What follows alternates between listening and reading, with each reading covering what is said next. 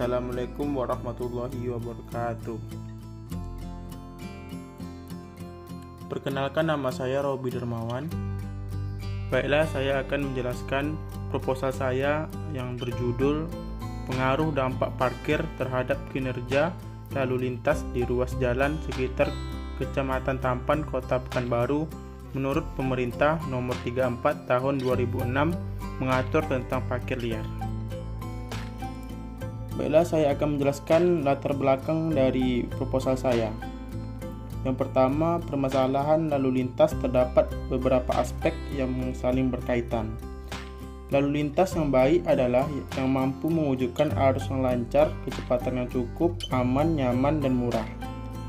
Lalu lintas juga tidak terlepas dari adanya kendaraan yang berjalan atau berhenti. Untuk kendaraan yang berhenti atau parkir dapat menimbulkan suatu masalah yang sangat penting. Kendaraan yang tidak bergerak atau memerlukan tempat parkir pada tempat pribadi, namun selebihnya diparkirkan di tempat-tempat parkir di luar parkir pribadi.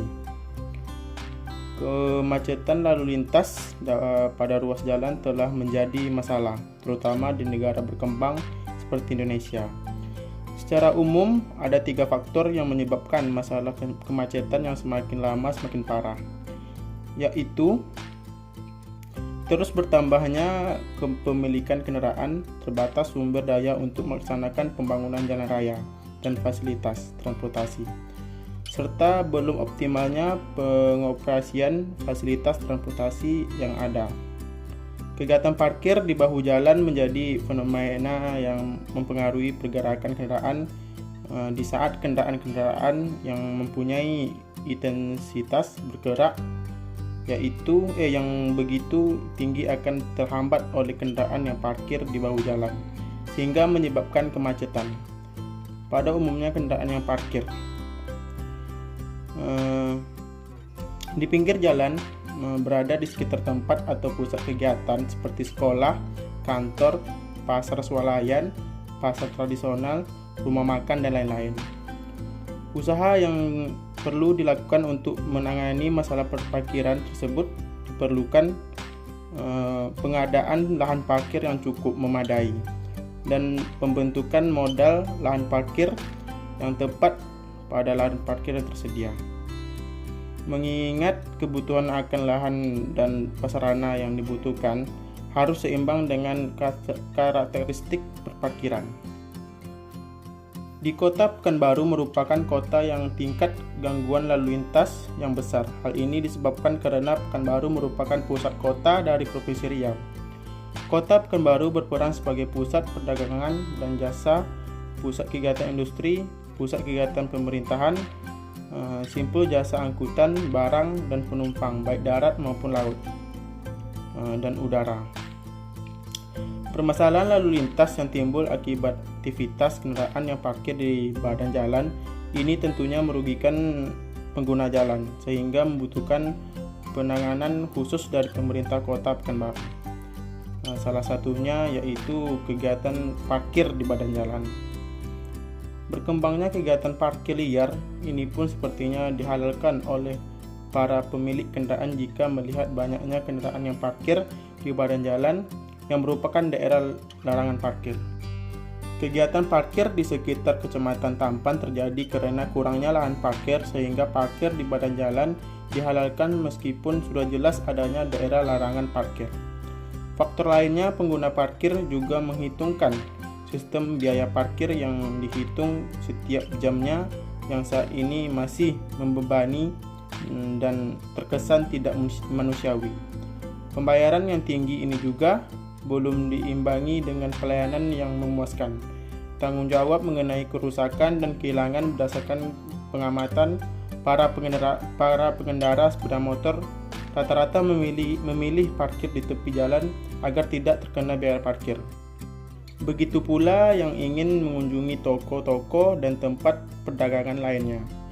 Di Jalan Panam yang padat akan kendaraan yang sedang parkir karena area parkir yang tidak mencukupi kapasitas kendaraan, maka dilakukanlah cara parkir di badan jalan, sehingga menghambat kinerja lalu lintas dan akhirnya terjadi kemacetan. Berdasarkan latar belakang permasalahan tersebut, maka penulis tertarik untuk melakukan penelitian dengan judul "Pengaruh dampak parkir terhadap kinerja lalu lintas di ruas jalan sekitar Kecamatan Tampan, Kota Pekanbaru menurut Pemerintah Nomor 34 Tahun 2006 mengatur tentang parkir liar." Yang selanjutnya, rumusan masalah. Berdasarkan latar belakang dan wilayah studi di atas, maka permasalahan yang dapat ditarik dari penelitian ini yaitu bagaimana dampak aktivitas parkir terhadap kinerja lalu lintas di ruas jalan di sekitar Kecamatan Tampan, Kota Pekanbaru. Yang kedua, bagaimana alternatif upaya pengendalian parkir terhadap kinerja lalu lintas. Dan yang ketiga, bagaimana peran pemerintah terhadap parkir di Kecamatan Tampan, Kota Pekanbaru. Selanjutnya, metode penelitian. Jenis penelitian. Dalam melakukan penelitian ini, jenis penelitian yang digunakan berdasarkan rumusan masalah adalah jenis penelitian deskriptif dan kuantitatif.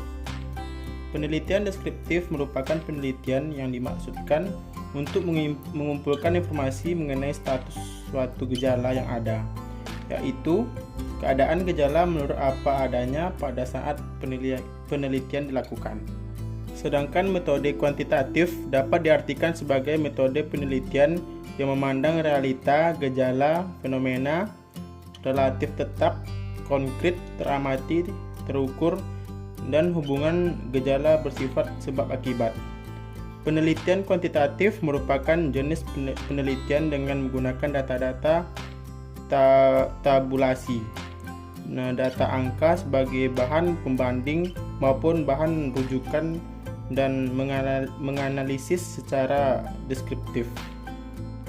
Selanjutnya, populasi dan sampel. Pertama, populasi. Populasi adalah seluruh unit atau individu dalam ruang lingkup yang ingin diteliti.